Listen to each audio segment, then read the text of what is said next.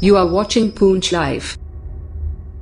America को चने चबाने पड़े, अमेरिका को ये बात कहनी पड़ी कि अगर तालीम है तो अरविंद केजरीवाल की सोच रखने वाले मनीष सिसोदिया जी की है, जिन्होंने 30 लाख बच्चों का ऐसी उनकी जिंदगी को बदला है। क्या करोगे? आखिर किस किस को डालोगे? कितनी आवाम को तंग करोगे? इसलिए मैं एलजी हुकूमत से कहना चाहता हूं और खासतौर नरेंद्र मोदी जी से कहना चाहता हूं कि आप हमारे वजीर आजम हैं। आपके सामने कभी तो हिंदू मुस्लिम होता नजर आ रहा, कभी मस्जिद मंदिर होते नजर आ रहा, कभी कुछ होते नजर आ रहा, और कभी जो आप पीले पंजे चल रहे हैं। मेरे पास हजारों सवाल अवाम के पड़े हैं। मेरी आवाम रो रही है, परेशान है और तंग है। और रात को सोते हैं तो बच्चे और बीवी और औरतें और मर्द बैठकर बुजुर्ग जो है वो मशवरा करते हैं और वो राय पास करते हैं कि सुबह हमारे साथ क्या होगा।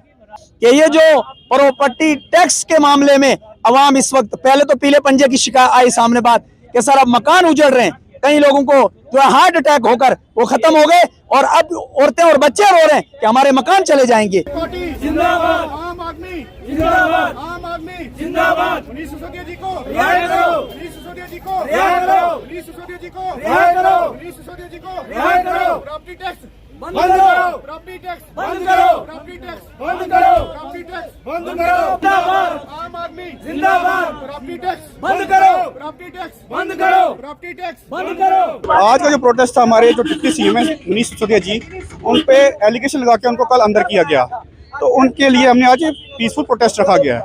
पहले तो ये बात है कि आज बीजेपी इतनी डर चुकी है कि आम आदमी का पार्टी का कोई भी इनको नेता दिखता है तो उनको लगता है कि अब वो हमारे लिए मुश्किल पैदा करेगा।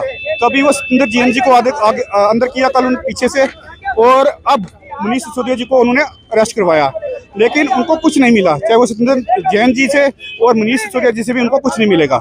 वो ये चाहती है कि हमारी जो आम आदमी पार्टी है इन हरकतों से वो डर जाए, वो दब जाए, लेकिन आम आदमी उनको पार्टी उनको नहीं पता वो उनके साथ आम आदमी जुड़ी हुई है।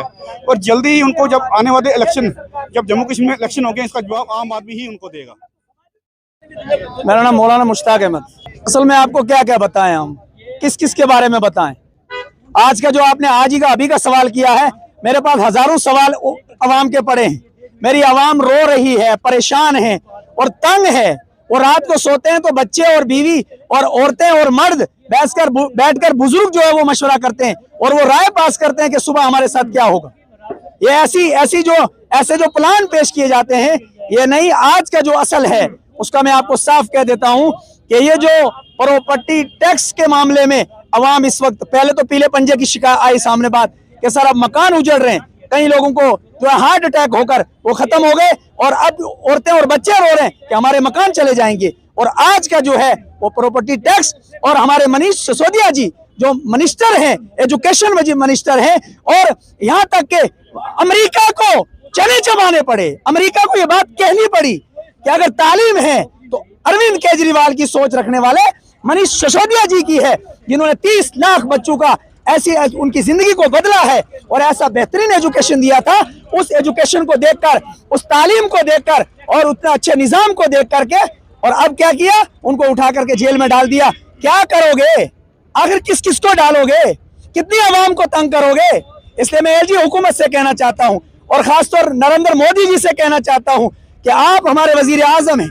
आपके सामने कभी तो हिंदू मुस्लिम होता नजर आ रहा, कभी मस्जिद मंदिर होते नजर आ रहा, कभी कुछ होते नजर आ रहा, और कभी जो आप पीले पंजे चल रहे हैं, और कभी बेजबान जानवरों के घास की बात भी चली, और आज आकर अब प्रॉपर्टी टैक्स का मामला भी कर दिया कि घर तू तेरी मेहनत से बना, घर तू तेरी मेहनत से बना, तेरे बच्चों पे छत को सजा और हम तेरे से एक दिन उसका किराया लेने आ जाएंगे।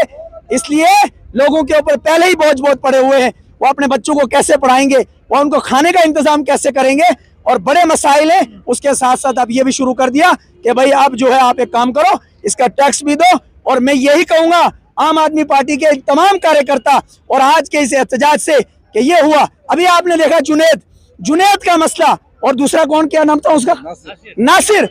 ऐसे मामले बन रहे हैं कि लोगों के खून के जरिए हम अपनी सियासत को चमकाएं और खून के जरिए हम अपनी हुकूमत को दिखाएं। नहीं, जुल्म बंद करो, जुल्म बंद करो। अगर ये जुल्म रहेगा तो ये हिंदुस्तान का गुलदस्ता ये मजबूती से खाली हो जाएगा। बाहर के मुल्क इस पर अपनी ताकत को आजमाएंगे और इस अवाम को मारेंगे। अगर ये हिंदू मुस्लिम सिख ईसाई अपने पावर को लेकर रहेंगे, ये कत्ल गारतगिरी बंद करो और इन उन जालिमों को जेल में डालो और उन बदमाशों को पकड़ो और उनको भी फांसी दो। मैं इसी पर अपनी बात खत्म